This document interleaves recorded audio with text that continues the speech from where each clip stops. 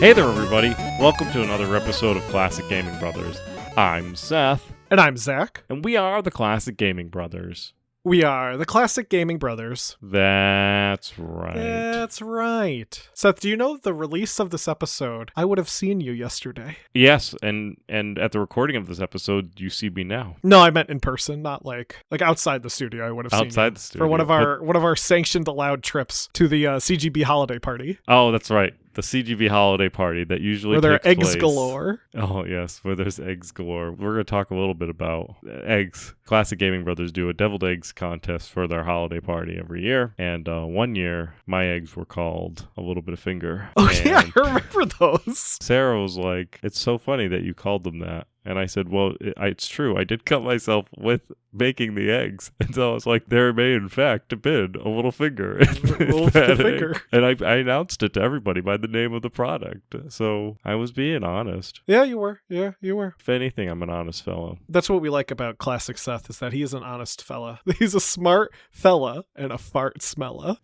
Yes, as long as, well, it's usually because you're the one that's dealing and wheeling over there. Well, that is true. Zach, why don't you tell me what you've been recently been playing? Seth, recently I've been playing Time Splitters Rewind, released in 2025. This is not the one that's in Red Dawn or whatever. No, it's not it. It's not in Homefront. It's not Red Dawn, the movie. Yeah. Yeah, it's in the Red Dawn. You have to watch Red Dawn. Oh, is it Homefront like the Red Dawn? It is. Homefront's like the remake to Red Dawn, which is it's about a North video Koreans. game. I think the original Red Dawn is about Russians. But Homefront's about North Korea. Yes. And the remake to Red Dawn is about North Korea. Korea. Yeah, that's Yes. right. Because the Russians weren't our enemies when they remade it. Time Splitters Rewind came out actually just last month, I think, or maybe even this month. It was released this year at the very least. It is in early access, but it is 100% free, and it is a remake of the original Time Splitters game. Development had been going on for quite some time, with their timeline beginning as far back as 2007 when Time Splitters 4 was announced, to 2012 when the team who was working on what is now Time Splitters Rewind got official permission from Crytek to develop the remake with their blessing. The only caveat was that they cannot sell the game, so it is available for free on their website, or you can get it from the mod database, even though it's not a mod. It is a revamped, revitalized version of the original Time Splitters built in a modern engine, and despite being in early access, it contains 28 maps, both an offline and online story mode, 32 challenges, 96 characters, 41 weapons, 20 arcade modes, and you can play with up to 10 players online, all for free. And Nice. It's pretty great. If you like Time Splitters, or you've never experienced Time Splitters, this is probably the way to play it. It's a little jank because it is in early access and it's a indie development team, and it is something they've been working on for a while. So there is some slight things that I've noticed, just a little like AI glitches with the character AIs, Right. like the enemy AI glitches a bit. But at the same time, it makes the game feel more authentic because the original game didn't have great character AI anyway. Yeah. So.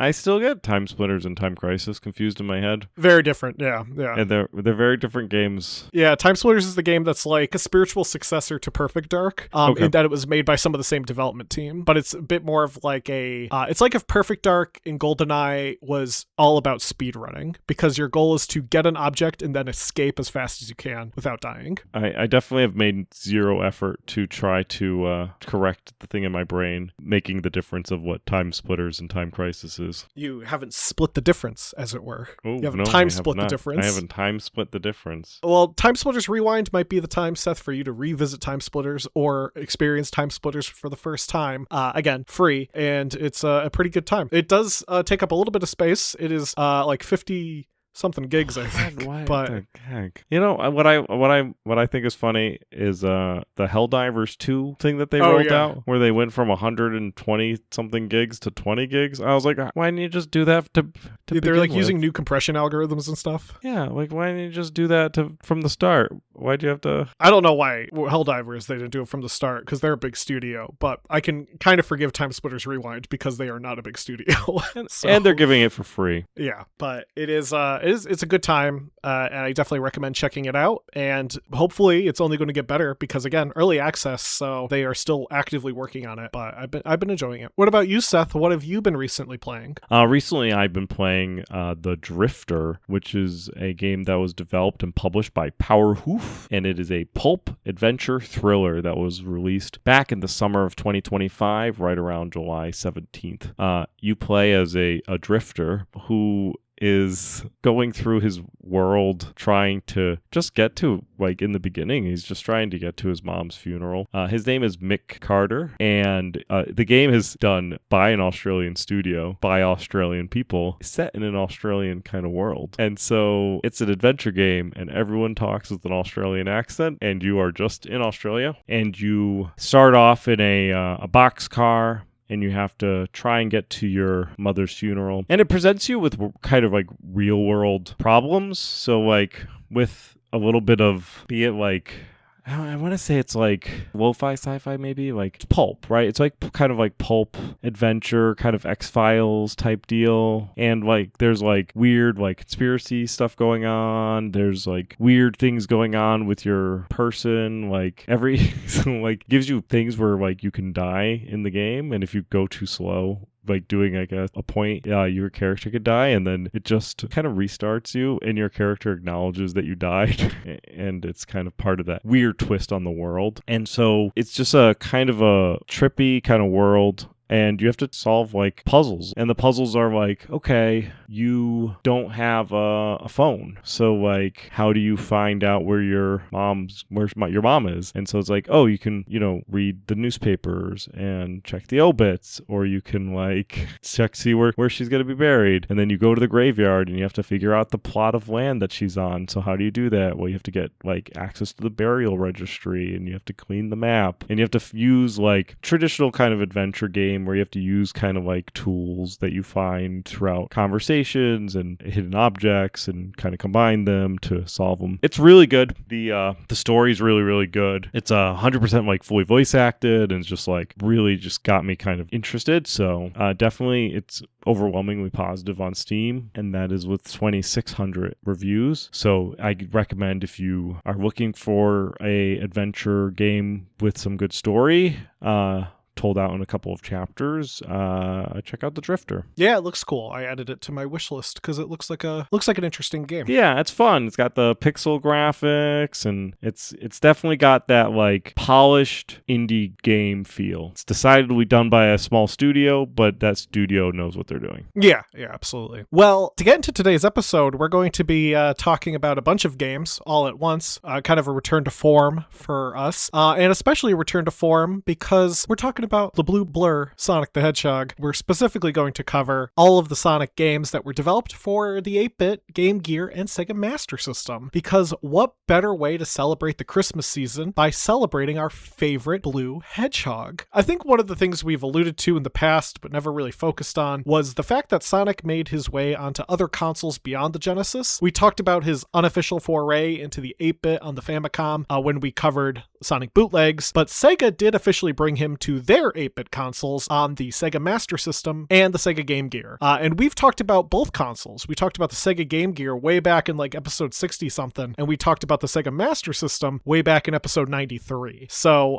this is definitely a late sequel to those episodes. What I think is interesting, though, is that Sega did release the Sonic games on these 8-bit consoles after the Genesis had already been on store shelves, and after Sonic had already been on a 16-bit console, meaning that they not only released semi-ports or remakes of 16-bit Sonic games, but they also made exclusive 8-bit Sonic games for these consoles. It's a bit wild if you think about it, because this would be like if Nintendo released an NES version of Super Mario World after it had came out already for the Super Nintendo, or if like they made a 2D version of Super Mario 64 for the Super Nintendo, I guess would be a more extreme example. Now, Nintendo didn't, do that, but Sega always does when Nintendo doesn't. Now, for a little context and a reminder for those who didn't listen to episode 93 when we talked about the Master System itself was a fairly popular console outside of the United States. It was a powerhouse in overseas markets, specifically Brazil, and in Europe and the UK. So game production on it didn't entirely stop when the 16-bit successor came around. Sega was actually smart for a change and decided not to isolate those who still had a Master System. And they continued to create games, including Sonic games, for that audience. And mostly those would coincide with official Genesis titles, though they did have a few exclusive titles. Sonic the Hedgehog would be the first 8-bit Sonic game, released a few months after the Genesis game of the same name, Sonic the Hedgehog. This game would not be directly developed by Sega, but rather outsourced to a third-party developer by the name of Ancient, who would later go on to port Streets of Rage 2 to the Sega Master System and the Game Gear. The game is not necessarily a port of the Genesis title, but rather an original game that borrows from elements from the Genesis version, as porting that to an 8-bit console would have been a significant undertaking. It follows a lot of the same beats as the original game, with levels like Green Hill Zone, Labyrinth Zone, and Scrap Brain Zone all being represented. However, there would be some brand new levels introduced like Bridge Zone, Jungle Zone, and Airbase Zone. Some of these include new gimmicks like auto-scrolling segment in the Bridge Zone or an entirely vertical segment in the Jungle Zone, because if it's things that Sega was missing was a bridge level, a jungle level, and a military level. Those are their common themes, right? They always have their Green Hill Zone, they always have their military base. And there's always got to be a water level and an ice level. Bosses in the game are all different, and they can be difficult depending on the zone. One element added is that you get 0 rings in the boss zone, making it a bit more challenging, because if you have 0 rings and you are hit, you die. Yeah, that's right. Now, Chaos Emeralds are in the 8-bit Sonic game. However, instead of being stuck in some special zone that you have to access, they are just scattered around in each standard level. Somebody just dropped them. Yeah, which makes it even funnier that Robotnik can't find them for some reason, because they're just like, oh, they're just off to the side. There are special stages that you can still enter, but these are solely for gaining continues or extra lives. Some other gameplay changes include Sonic not being able to recollect any lost rings. So if you have, let's say, 50 rings and you get hit, you will drop a single ring, but you cannot recollect it. So you can't even get a single ring. It just like shows the sprite falling away and it disappears and you can't do anything about it, which is a little obnoxious, but it is what it is. Progress in the game when you're playing is saved in a level by using a specialized monitor instead of a star post. And the levels end with the typical, little like signpost at the end, but it has a bit of a gotcha element in that the signpost will randomly award you with extra points or extra lives or other perks. The Game Gear version, which was developed first, does have some slight differences to the overall game versus the Master System version. Primarily, these are in the design of the sprites, as the Game Gear is a smaller screen, so they had less real estate to work with. The Master System version would be released in Europe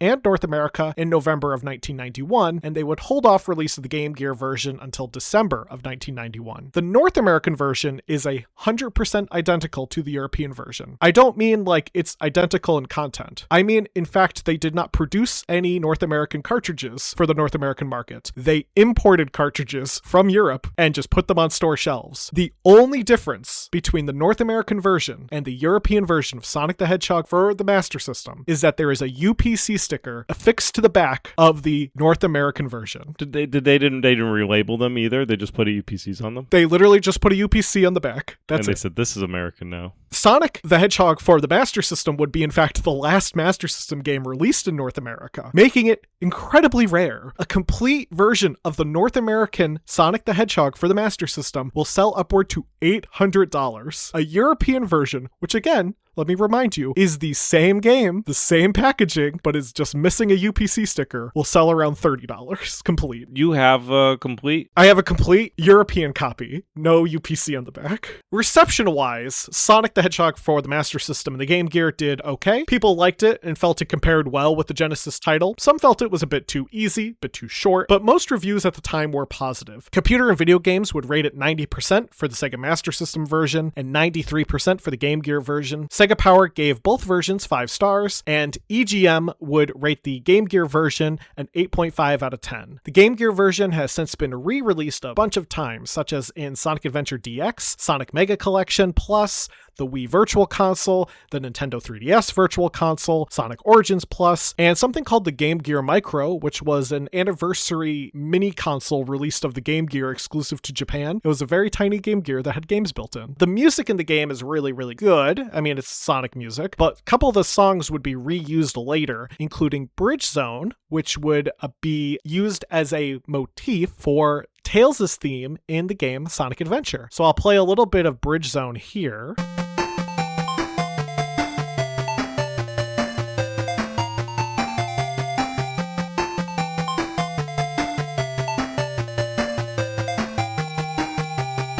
And now I'll play a little bit of the part of Tails' theme in Sonic Adventure that utilizes a bit of the same leitmotif. I wanna fly high so I can reach the highest of all the heavens. Somebody will be waiting for me, so I have gotta fly higher. Sonic the Hedgehog 2 would be handled by a different developer known as Aspect. Aspect would be the developer for a lot of the 8-bit Sonic titles going forward, so assume that they made the game if we don't state otherwise. Aspect did not work alongside the Sega Technical Institute, who were busy working on the Genesis version of Sonic 2. Due to this, the game is completely different in terms of storyline, level design, and gameplay mechanics. Some of the levels like Underground Zone and Sky High Zone seem to take influence from either early concept designs or some of the final stages of Sonic 2, but beyond that, the levels take on a fully different tone and structure. Gameplay between Sonic and Sonic 2 on the Sega Master are the same. The graphics for Sonic's design are unaltered, and unlike the Genesis version, Sonic hasn't yet learned how to spin dash. Tails appears, but is unplayable, only showing up in the opening cinematic, a good ending closing, and images of him appear on all the title cards. There's a bad ending to Sonic? Is that... Yeah, if you don't get all the Chaos Emeralds, Sonic is shown running by himself, and then he stops and he looks up in the sky, and there's just Tails' face in the sky. Oh, like a memorial? Yeah, a lot of people make the joke that it kind of infers Tails died. But if you collect all the emeralds, they run together. That's nice. But then I think they stop and they look up and they're both in the sky, which maybe they're running together in heaven. Yeah. Chaos Emeralds are once again collected in each stage, hidden in different places, and now special stages and checkpoints were removed completely. The signposts again allow for some additional points, lives, or continues, but the threshold is far higher than the previous game. Act 3 of each level is the boss zone and features 0 rings. This makes bosses difficult, and the acts themselves can be especially brutal on the Game Gear version due to the size of the screen. For example, the first boss in Underground Zone is much more difficult as you cannot predict bouncing balls that drop at different intervals because part of it is off the screen. On the Master System, the balls are a bit easier to avoid, and there's more of a clear sign they're coming because you have more real estate. This doesn't mean the Master System version is easy, though. Sky High Zone, in particular, has an annoying glider section that can be pretty difficult no matter the console you play it on. There's also a level called Green Hills Zone, as opposed to Green Hill Zone. Green Hills Zone features death traps off the screen that are hard to avoid, and you can only navigate one of the levels, the third act, via springs. There's also a level called Scrambled Egg Zone that has tubes, which will drop you into spikes or death pits. The Game Gear version makes all of these harder because you can't see things coming at you and you just kind of have to guess. Sonic the Hedgehog 2 would be released in November of 1992 for the Master System and Game Gear. The Game Gear version would actually release a few days prior to the release of the Genesis version in North America, meaning Sonic the Hedgehog 2 for the Game Gear was the first Sonic the Hedgehog 2 before the Genesis version. And I think that's just a little fun fact. Now, similar to the first game, the game actually scored pretty well. Computer and Video Games gave the Master System version a 93% and the Game Gear version a 92%. Sega Power once again gave both games 5 stars. GamePro gave the Game Gear version an 18.5 out of 20. People praised the game for, in fact, being harder than the first. One of people's main complaints about the first game was it was too easy, so Aspect took those reviews to heart, I guess, and they really cranked up the difficulty for the sequel that they were working on. It was also re-released a bunch of times like the first Sonic the Hedgehog 8-bit game, on a bunch of different collections and compilations, so it is easy to find. With the music, similar to 8-bit Sonic 1, some of the songs would be later reused. One song in particular, which is the theme to Green Hills Zone, is identical to You Can Do Anything, the theme to Sonic CD, which is also known as Toot Toot Sonic Warrior. So I'll drop in Green Hills Zone theme.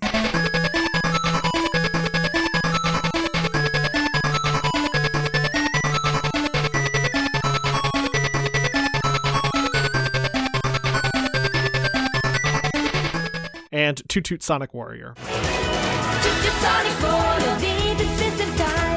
Toot your Sonic Warrior, flavor in your mind. Nothing can survive the way you stay like, 'cause if you try, you can do anything. Toot your Sonic. Now, following Sonic the Hedgehog 2 for the Game Gear and Master System, Aspect would put out another game, Sonic Chaos, also known as Sonic and Tails in Japan, which is the first of the 8-bit titles to be completely unique and not based on a Genesis title. The game features totally original stages, new gameplay mechanics, a brand new storyline. I mean, it's a Sonic game. The storyline is just Robotnik has stolen a Chaos Emerald and Sonic and Tails are going to stop him, but it is a cool game. I actually owned this one for the Game Gear back in the day. It's very nostalgic for me. Sonic plays a bit more like his Genesis version in that he has a spin dash. He also has a peel out maneuver he can do, where if you press up and then the action button, he will kind of spin his legs and then rocket forward. This functions pretty identically to the spin dash, but doesn't have the added protection of being in a ball shape. Tails is also playable in this game and can fly. His flight is different than how he controls in Sonic 3, where in Sonic 3 you can just take off mid-jump. In Sonic Chaos you have to stop, look up, press the action button, and you will rise into the sky as Tails for a little bit. Sonic Chaos also has some pretty great music.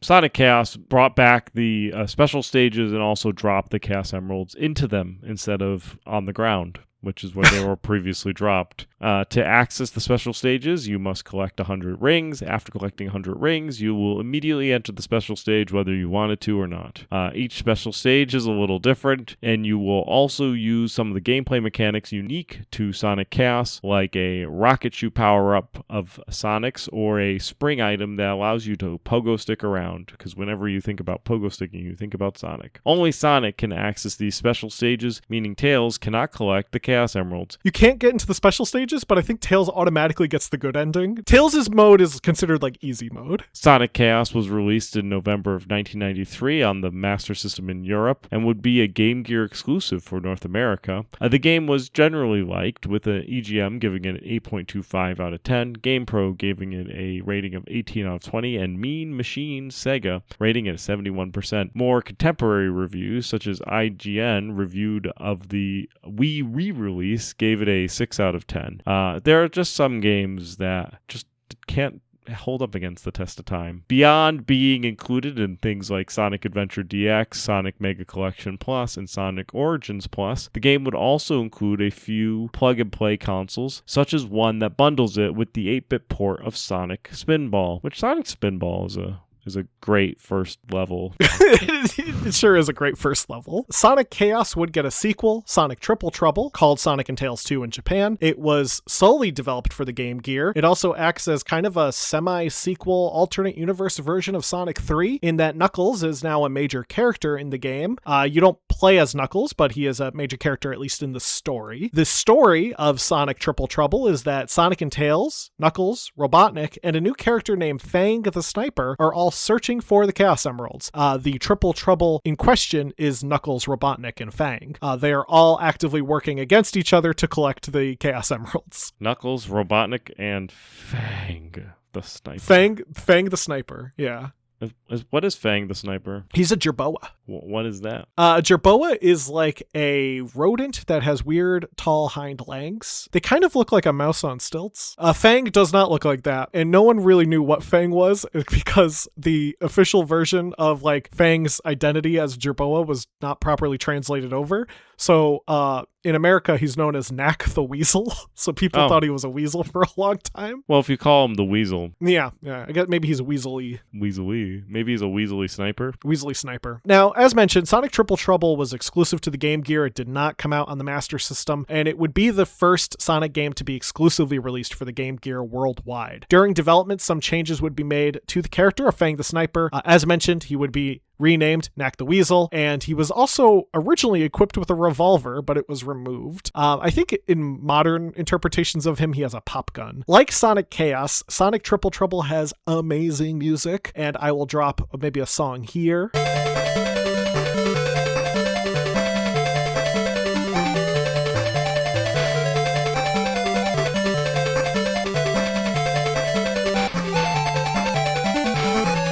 And then another song here.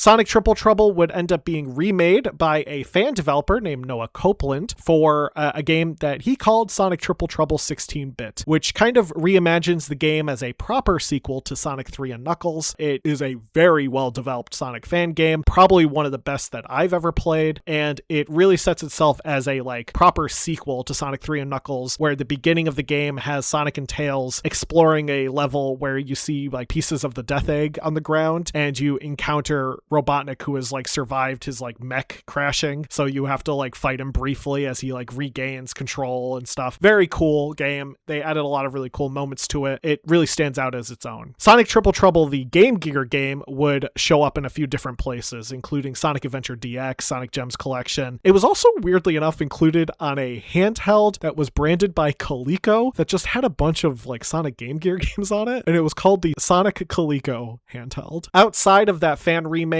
Fang would reappear in future games and become a reoccurring character in the Archie Sonic the Hedgehog comics. They did have a brief adaptation of the Sonic Triple Trouble game in one of the Archie comics, though it's incredibly loose in terms of its adaptation. Fang would also get his own IDW anniversary comic to celebrate the anniversary of Triple Trouble's release. So it's like a one-shot comic. It's pretty fun. It illustrates him kind of in the older style. I have a serious question for our listeners as we're midway through the episode here. Could Sonic drive? And if so, why could he? Well, to answer that, there was a game that came out called Sonic Drift and Drift 2. Both games are racing games developed by Sega. The first game was released in 1994 and is exclusive in Japan. It features 4 playable racers, Sonic, Tails, Eggman, and Amy. You race through tracks in Mario Kart-esque go-karts, which each stage is inspired by the original Sonic the Hedgehog. While inspired by Mario Kart, the racing mechanic is far more similar to Outrun in that it uses a superscalar-style graphics where things get bigger as they get closer to the screen. You can also collect power-ups, and each player has a unique ability, such as Tails' being able to jump, which arguably I would say is not unique,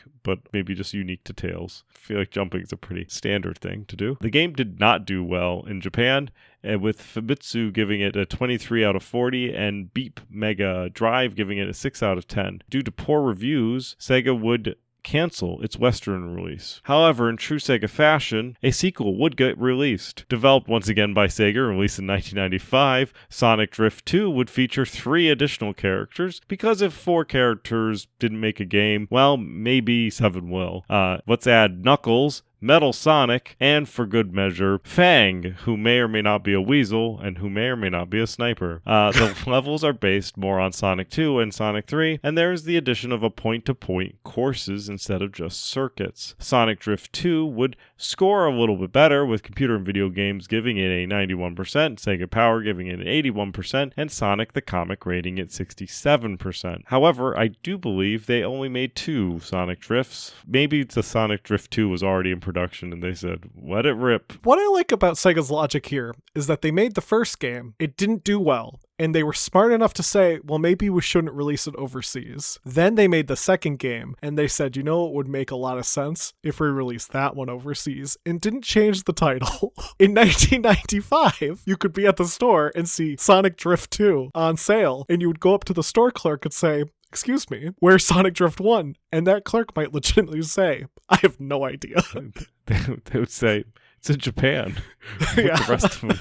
Now, what's fun about the 8-bit systems is that Tails not only got one, but had 2 spin-off games released for the Game Gear in 1995. The first would be a Japanese exclusive title called Tails' Sky Patrol, developed by Japan System House and Sims, Sims being a subsidiary of Sega. The plot involves Tails exploring an island and trying to stop a villain named Witch Cart, who is an evil witch who rides a cart. That is why her name is Witch Cart. You have a ring that you use as like a boomerang, and you can use it to throw at enemies, or you can use it to loop around traps or collect items. Per some sources, such as a 2019 article from Hardcore Gaming 101, the game, Tails' Sky Patrol, originally was going to be released for a separate console, not the Game Gear. The plan was to develop a game for an unreleased educational console using a familiar IP, which we'll get to. But the console would get canceled, and the game's development moved to the Game Gear. Now, this familiar IP wouldn't be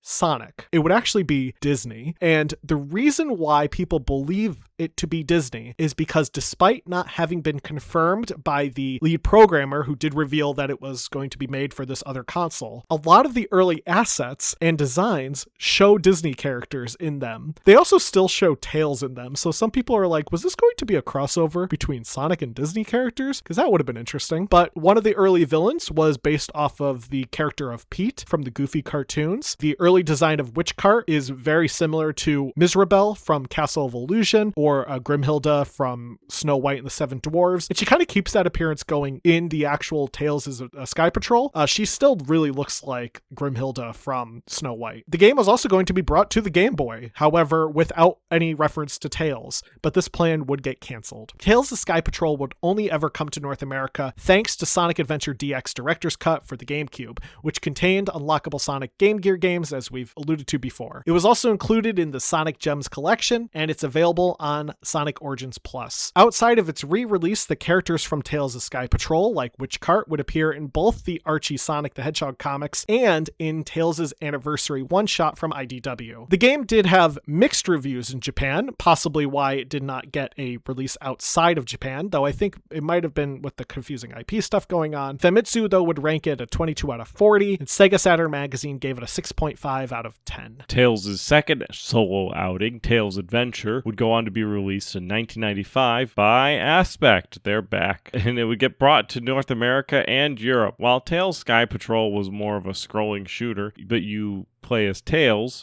Tails Adventure is a platform game where you explore an island. The plot varies depending on the region, but in the North American release, it's stated that the game is set prior to Tails meeting Sonic. He's living on a Cocoa Island and must save it from the Cuckoo Army, an army of robotic birds who are unconnected to Dr. Robotnik. They're just robots for being robots' sakes. Yeah, they're like connected to a different character. Like another evil man? Yeah, so I guess in this world, there's just other evil people who make robots. Oh, okay. Robotnik has some competition. Maybe Dr. Robotnik comes from a race of people who just make evil robots. Maybe it's in his DNA. It's just a stick.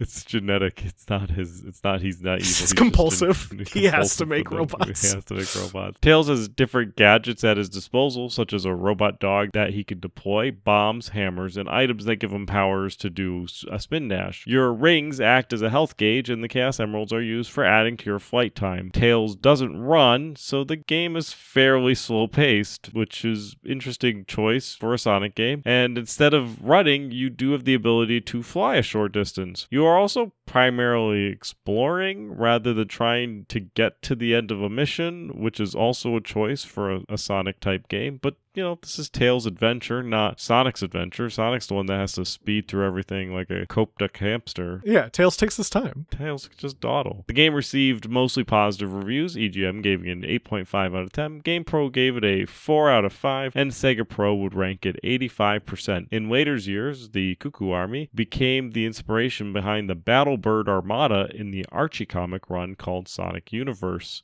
which guest wrote? Ian Flynn did actually work on Sonic Universe, yeah. And I think he actually worked on this particular story, which ran from issues 17 through 20 of Sonic Universe. So if you're interested in hiring us talk to somebody who was involved with the Sonic Universe, you can always go back to our interview with Ian Flynn, which was a little while ago. In issues 17 through 20, they adapted the storyline of Tails' adventure when Tails takes the characters of Antoine and Bunny to Cocoa Island for their honeymoon. Yeah, and then the Battle Bird Armada attacks. Is Tails flying them to their honeymoon? No, he has a submarine that he takes them in. Oh, but he's like clearly ferrying them. Yeah, he just brings them there. He's just like, I know an island, and he takes them there. Nice. Yeah, he's not like joining them on their honeymoon. No, that would be weird because he's like 8. but he's an 8-year-old that also has a submarine. I mean, he's Tails.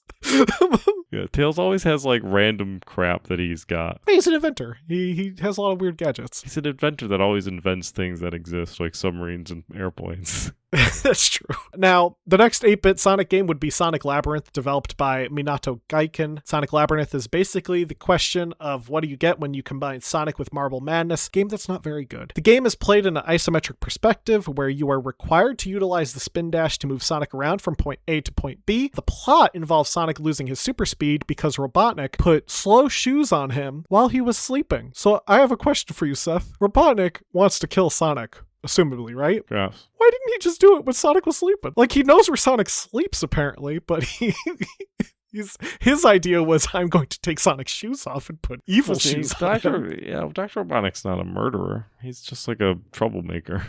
He's a troublemaker. In the game Sonic Labyrinth, you're required to bounce yourself around the screen in order to find hidden keys that will unlock doors for you at the end of the so-called labyrinth. There's also a time limit, which makes it a little frustrating. Despite being rather negatively remembered by fans, such as myself, the game actually scored rather decently when it was released. GamePro gave it a 4.125 out of 5, which GamePro is one of those magazines that does like a weighted rating system similar to EGM, where it's like a bunch of people reviewing a game and they kind of aggregate it. The magazine Meme Machine Sega gave it a 76%.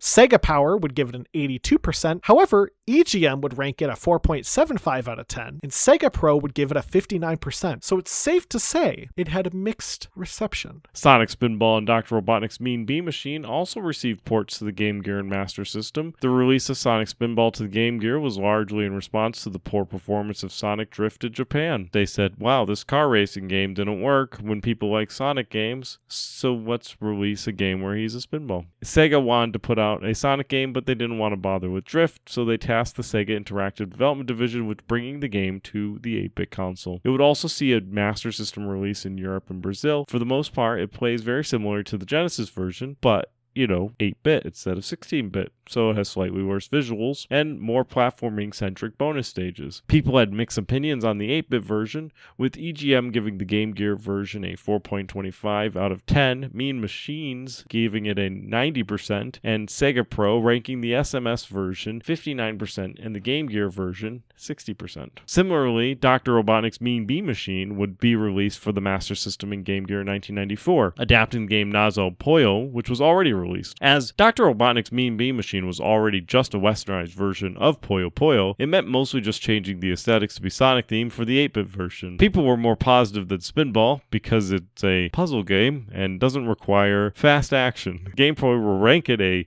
16.5 out of 20, and Sega Magazine would give it a 92%. Also, to be fair, Puyo Puyo is a good puzzle game, and reskinning it to be Sonic, you're still just releasing Puyo Puyo, which they had already adapted. So they were literally adapting an adaptation and just branding it. It's like if they made it like an Aladdin game, just putting Aladdin themes, it would have sold. In fact, just a fun little tangent with Dr. Robotnik's Mean Bean Machine, the game that became Dr. Robotnik's Mean Bean Machine, which was one of the Puyo Puyo games. That Puyo Puyo game also came out on the Super Famicom in Japan. So when that got brought over to the United States, it became Kirby's Avalanche, which is just a Kirby version of Puyo Puyo, but it's also just Dr. Robotnik's Mean Bean Machine, but with Kirby aesthetics. Yeah, game companies have been selling the same game multiple times and calling it a different game for a very long time. Now, the last of the 8-bit Sonic games games for the 8-bit consoles would be Sonic Blast, or G-Sonic in Japan, which would be the last 8-bit Sonic game for the Game Gear, and also would get a Master System release. The Game Gear version came out in 1996 for the 3 main markets, North America, Europe,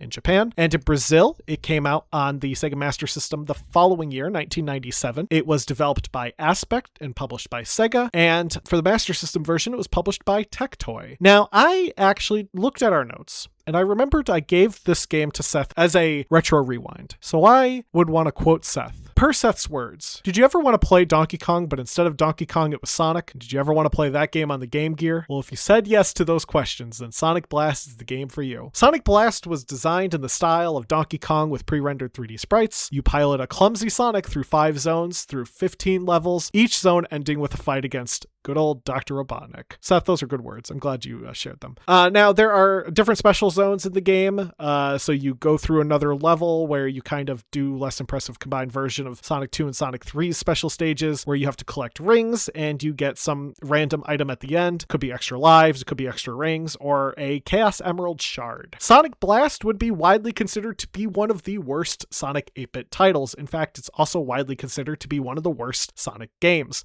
To this day, it lives up to that infamy. In a review at the time, Nintendo World Report called the game a quote-unquote step back compared to other Sonic Game Gear titles. Later reviews from the 3DS Virtual Console version were equally negative, such as Nintendo Life, who gave it a 6 out of 10, and JoaVideo.com, who gave it 9 out of 20. People didn't like Sonic Blast. I've played Sonic Blast. I own Sonic Blast. I own the Game Gear version, not the Master System version. That's one of my white whales, but it's okay. It's not great. I think Sonic plays really poorly in it, and the sprites are really big, and that doesn't make the game any better, and the music is not good, and it's just not a good Sonic game. It just doesn't feel like a Sonic game. It feels like they really wanted to do Donkey Kong Country, but all they had was Sonic. Yeah, it did. And that will do it for all of the 8-bit Sonic games that came out for the 8-bit Sega consoles. A good amount of them, but it is definitively a handful. They released a lot of them, but at the same time, there's really not that many. What I think is interesting is these were being released alongside the Genesis titles. So, you could go to the store and you can pick up Sonic 3, or you could have picked up Sonic and Chaos, for the Game Gear, if you're in Europe for the Master System. I do think it's really interesting that, Sega was still very much trying to push stuff for the Master System, especially after the Genesis had already been out. I don't know if Sega was just kind of hedging their bets, or if they legitimately wanted to show some care for the Master System audience, which did exist, at least over in Europe and in Brazil. And in fact, Brazil, I think, still has a Master System audience. If I remember correctly, Tectoy put out a Master System variant only a few years ago. But that will do it for this episode. Now, to get into our retro rewind, Seth had me play a game called The Adventures of Captain Comic for MS-DOS. Released in 1988 as shareware by Michael Denio, the game would later be ported to the NES by Color Dreams, who would also go on to publish a ton of unlicensed games for the NES. We talked about Color Dreams before. They were also known as Wisdom Tree, and they made Bible games. The Adventures of Captain Comic is a platformer, and it's one of the earlier side-scrolling platformers for DOS. Famously, DOS games had a lot of trouble with scrolling screens, so having scrolling platformers was not super common in the 80s. But people started to figure out how to do it, and do it well, and Captain Comic would be one of the first to do it. It's a fairly simple platformer where you're playing as the titular Captain Comic, who has landed on the planet of Tambi and must collect various artifacts. The graphics are bright and colorful. The music has a fun rendition of the United States Marine Corps hymn. The game isn't as smooth as future platformers like Commander Keen, but you can definitely see where the inspiration was. I think Captain Comic holds up in its own right, though, as mentioned, you can probably play better platformers on DOS, especially as the years went on. For example, Commander Keen or Jill of the Jungle, those were both very good games. Adventures of Captain Comic did a good job for what it was. Next week, Seth, you can play Dig Dug 2 for the NES. Great, thanks. Zach had me play ARG, which was AAARG. ARGH exclamation point. Released for the MS-DOS right around 1988, though it was originally released for the Massatronics Arcadia system, which was an arcade machine based on the Amiga, and then it was ported to the Amiga, and then it was ported to DOS. Well, they did another couple ports as well, like the Amstrad and all those guys. Binary Design did the development, while Arcadia System did the publishing. You play as either a lizard or an ogre, and you have to find some golden dragon eggs, and you do this by destroying buildings. Not modern buildings, like in Rampage, like primitive people's huts. And you destroy them, and every time you discover an egg, though, you have to fight a monster. It plays across 10 different cities, and once you find 5 eggs, you have to duel a monster on a volcano. It's trying to be Rampage, but it's not doing well at trying to be Rampage. It's very, very, very slow. Like, the character moves around slowly. There's no sense of action or urgency, which for an action game seems like it would be a necessary component to make it fun. In fact, I did find a review in the 1989 Dragon magazine number 141 where they disliked it so much and they would rate games out of 1 out of 5. They gave it an X, meaning just pass. So does the game hold up? No, it does not. Did it ever hold up? Nope, I don't think it did. Just kind of a slow, janky, actiony, not actiony, slow, janky Rampage clone. Next week, Zach, you can play Opera Fatal for Windows 3.x. Great, I will. Well, thank you everyone for listening to this episode. If you have any memories of playing any of the 8-bit Sonic games, be it for the Master System or for the Game Gear, let us know. You can email us at classicgamingbrothers@gmail.com. Be sure to like and subscribe to us on YouTube. You can find us on all of the social media applications, be it Facebook or Blue Sky, Classic Gaming Brothers or CG Brothers Pod. We're also available on our website, www.classicgamingbrothers.com, and we're available wherever podcasts can be found, be it Podbean, iTunes, or iHeartRadio. Seth, am I forgetting anything? Don't play games like my brother. And don't play games like my brother. I've been Seth. And I've been Zach. And we've been the Classic Gaming Brothers. That's right. Right.